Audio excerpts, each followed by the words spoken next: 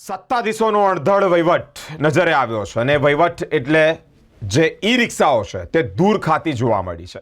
લાખો રૂપિયાના ખર્ચે વસાવેલી ઈ રિક્ષા ભંગાર બની ગઈ છે, એટલે કે ધૂળ ખાતી જોવા મળી છે. લોકોની નજરોથી બચવા ઈ રિક્ષાને ભાયલી સ્મશાનમાં છુપાવી રાખવામાં આવી છે. 5 વર્ષ અગાઉ વુડા દ્વારા ભાયલી ગ્રામ પંચાયતને આ ઈ રિક્ષા ફાળવવામાં આવી હતી. ડોર ટુ ડોર કચરા કલેક્શન માટે ઉપયોગમાં લેવાતી ઈ રિક્ષાની દરકાર ન લેવાય. ભાયલીના પાલિકામાં સમાવેશ થતા ઈ રિક્ષા બિનઉપયોગી બની છે. સરકારના 2 વિભાગો વચ્ચે સંકલનના અભાવે લાખોનું નુકસાન થયું છે. ભાયલી સ્મશાનમાં મૂકેલી 10 ઈ રિક્ષા અસામાજિક તત્વો માટે આશીર્વાદરૂપ બની છે. આવા તત્વોએ ઈ રિક્ષાનું કેટલુંક ભંગાર વેચી પણ ખાધું છે. ચાર્જિંગ પોઈન્ટના વાયરો અને કેટલાક બોર્ડ પણ ચોરાઈ ગયા હોવાની માહિતી સામે આવી છે.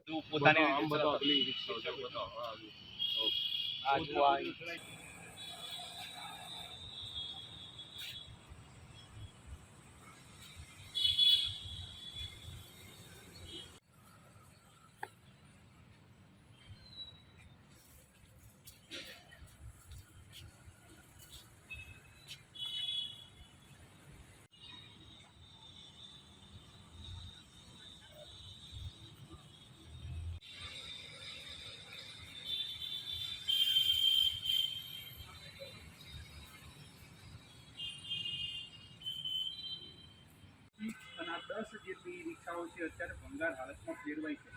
અહીંયા ચાર્જિંગ સ્ટેશન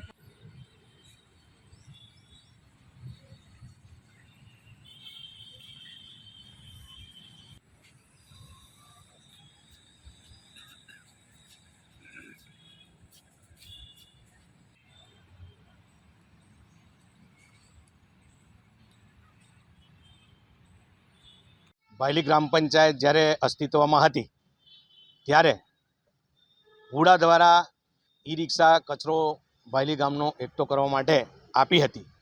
પણ ત્યારે આ વડોદરા મહાનગરપાલિકાએ ભાયલી સહિત 7 ગામોને કોર્પોરેશનમાં સમાવી અને પછી કોર્પોરેશન દ્વારા એમની ગાડીઓ કચરા માટે મોકલી હતી.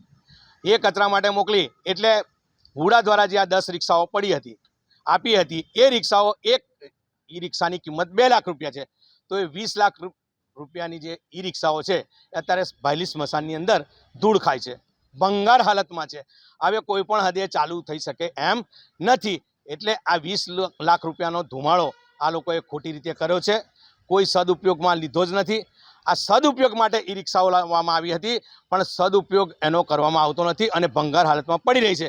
ખરેખર આ મહાનગરપાલિકા ખરેખર ખાડે ગઈ હોય એવું લાગે છે.